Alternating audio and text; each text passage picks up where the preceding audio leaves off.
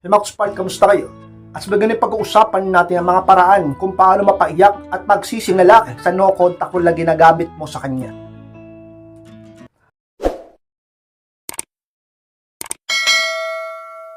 Kung handa na kayong lahat, masarap po tayo at muli, be inspired!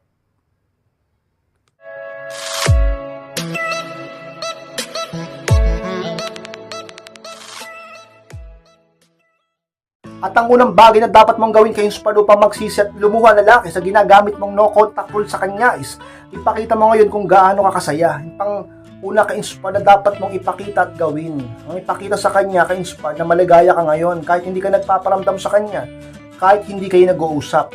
Sapagkat kay inspired kung ang gagawin mo ay nagno-no contact rule ka nga pero pinapakita mong lungkot-lungkutan ka, nasasaktan ka, nakikita niya sa mga post mo, nakikita niya sa iyo sa personal, nababalitaan niya sa iyo na nahihirap ka ngayon sa buhay mo at talaga namang na-stress ka, nalulungkot ka, nahihirapan ka makamove on, kwento ka pa ng kwento doon tungkol sa lalaki, kay inspired lalaki ang ulo niyan. Isipin niya trying hard ka. Isipin niya na sabihin natin nagpapakipot ka lang. Isipin niya kay inspired na nagkukunwari ka lang. Isipin niya na hindi ka seryoso sa no contact na ginagamit mo. Isipin niya na maghahabol ka rin sa huli. Diba?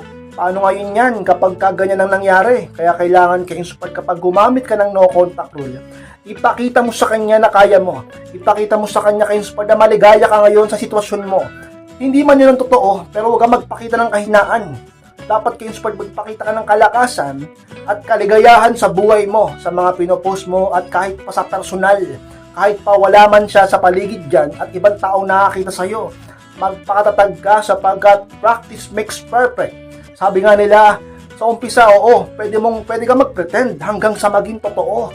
Sa umpisa, kaya mong magkunwari at ang pagkukunwari ay nagiging totoo sapagkat paulit-ulit ito sa mga sikreto kay inspired upang magtagumpay ka.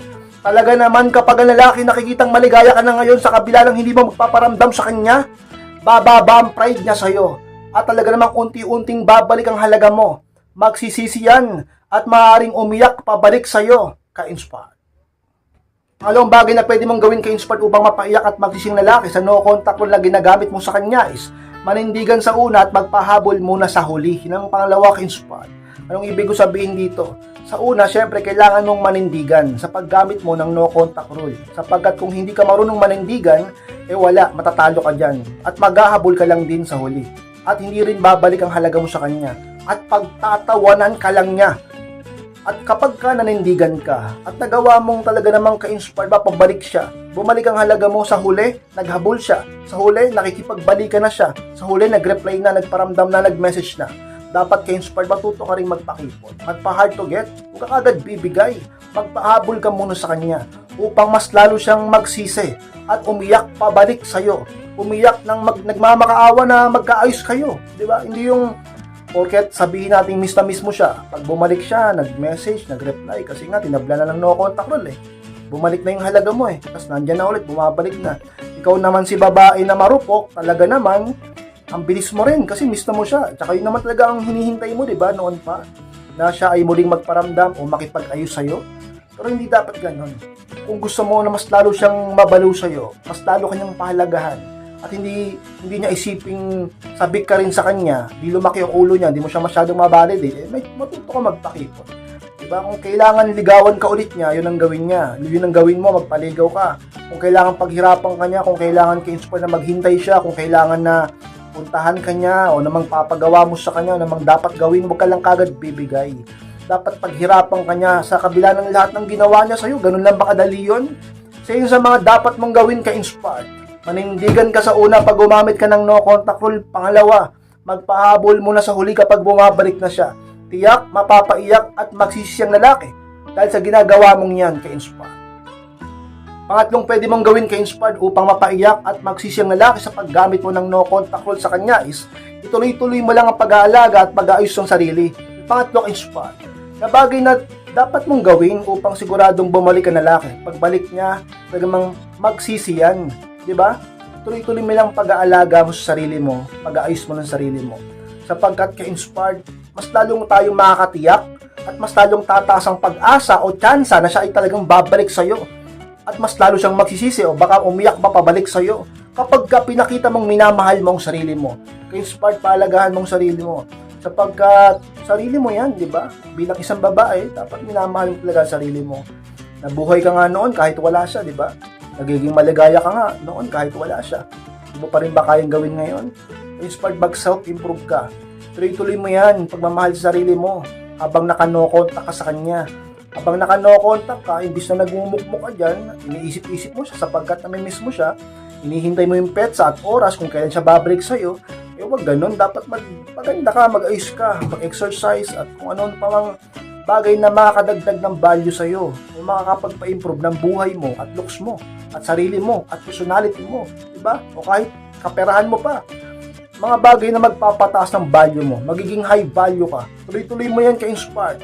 Hindi yung wala ka nang ginawa, kundi magmukmok, maglasing, di ba? O gumimik dahil nalulungkot ka, dahil hinihintay mo siya kung kaya siya magpaparamdam sa'yo, dahil nahihirapan ka sa no contact rule, baka bumigay ka pa. Dapat may ginagawa kang maganda sa sarili mo at sa buhay mo habang ginagamit mo ang no contact rule. Habang naka no contact rule ka sa kanya, tuloy-tuloy mong pagpapaganda at pag-aayos. Kapag ka nag-improve ang itsura mo, mas lalo kang gumanda, mas lalo kang naging kaakit-akit, mas lalo kang sumeksi, mas lalo kang talaga namang naging habulin ang lalaking yan ka-inspired, ay tataas ang tsansa na maaaring talagang bumalik sa'yo o umiyak pabalik sa'yo. Magsisi siya sa iniwan niya, na ikaw pala yung iniwan niya, na tunay palang mahalaga o may halaga pala talaga ka-inspired. Ang apat na pwede mong gawin ka-inspired upang umiyak at talagang magsising lalaki sa no contact rule na ginagamit mo sa kanya is huwag mo na mag-seen or reply sa umpisa. Pang-apat ka-inspired. Yung ibig sabihin nito, kailangan pag gumagamit ka ng no contact rule, yung iba kasi pag gumagamit ng no contact rule, bago tuluyang gamitin ng no contact rule, nagsisin muna, nagre-reply muna, nagdadramahan muna, bago tuluyang hindi magparamdam. Ang maganda niyan, talagang biglaan, huwag ka magparamdam sa kanya. Magugulat na lang siya isang araw, bigla ka na lang hindi nagparamdam, bigla ka na lang walang na-reply, wala nang message, wala nang paghahabol, wala nang katangahan, di ba? Siyempre mag-iisip yun, isipin nun, bakit bigla kang natahimik? Bakit bigla kang nagbago? Bakit biglang nagbago yung araw-araw niya? Noon, lagi na lang meron kang message sa kanya, meron kang text, may chat ka sa kanya. Talaga namang ka-inspired, lagi ka pang naghahabol sa kanya. Sa araw-araw yun Pero ngayon, bigla kang nawala na parang bula. Simbilis ng kidlat ang iyong paglaho ka-inspired. Bagay na ikagugulat niya, bagay na ipagtataka niya, at bagay na isip-isipin niya hanggang sa hindi na siya makatiis upang tanungin ka, ka-inspired. Sa mga bagay na pwede mong gawin upang lalaki siguradong tablan ng no contact rule at magsisi sapagkat nanindigan ka na hindi ka na nag-aabot sa kanya at hindi ka na nagpapakatanga. Manunumbalik ang halaga niya sa isang babae o manunumbalik ang halaga ng isang babae sa lalaki kapag yung babae nagpakita ng pagpapahalaga sa sarili niya. Pero kung hindi niya makikitang pinapahalagaan mong sarili mo, hindi ka rin niya ire-respeto sapagkat ikaw mismo wala kang respeto sa sarili mo. Kaya niyang bagay na gawin mo ka-inspired. Talaga naman sa umpisa pa lang, huwag mo na siyang isin o replyan upang tiyak ang lalaking yan sa umpisa pa lang ay tablan na sapagkat mismo ang curiosity niya o ang utak niya ang gugol sa kanya. Bagay na mas lalo siyang mapapaisip araw-araw sa iyo, ka-inspired. Alimang bagay na pwede mong gawin para mapaiyak at magsisi ang lalaki sa no contact rule is magpanggap o magpasiring sa FB na may bago ka na. Pwede maka-inspired. Sabi mo maka-inspired, siyempre magpapanggap lang, kunwari lang. Diba sa mga, kunwari, paminsan-minsan lang magpo-post ka, magmamighty ka na parang, kunyari, nasa Starbucks, tapos ang pinicturan mong picture is yung dalawang kape. Diba? Minaydi mo, dalawang kape. Yung isa sa'yo, yung isa kanino. Diba? Tapos sabihin natin, ayun nga, nagpo-post ka o nag-share ka ng mga sabihin natin parang in love ka ulit, diba? Sinishare mong post na parang in love ulit, diba? Parang kinikilig ka ulit sa mga post mo. Pag in-stalk ka niya, tinignan niya FB mo, papaisip siya, may bago na ba to? Ba't ganito yung mga sinishare niya? Ba't ganito yung ID niya? Sino yung kasama niya? Ba't ayaw niyang ipakita? Diba? Ganun. Mababalo siya, kakaisip sa'yo. Kakausapin ka niyan, tatanungin ka niyan. Magsisisiyan na sinayang ka niya. Magsisisiyan sapagkat iba na iniisip niya, iba na kasama mo ngayon. At talaga namang mababalo yan ka-inspired sa pag-iisip kung sino na yung bago mo. Sa mga sikreto upang magsisiyan at mapaluha pabalik sa'yo. at maaaring magtanong sa'yo, paghirapan ka muli, bumalik ang halaga mo kay Inspire.